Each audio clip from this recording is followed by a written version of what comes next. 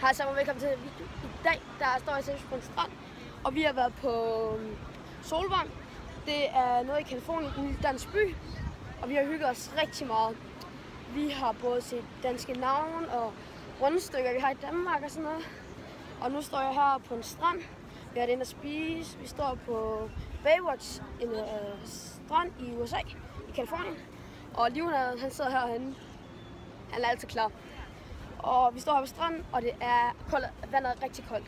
Så jeg har ikke fået brugt mine badebukser så meget i dag. Men alligevel, det er rigtig hyggeligt, og nu er vi på vej hen til vores hotel bagefter. Så jeg synes bare, ja, vi skygger os rigtig meget. Vi har et rigtig fed udsigt, vi har godt vejr. Vejret er til sådan godt, det er der altid noget. Men det er omvendt med vandet.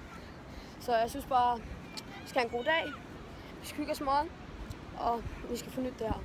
Så vi ses!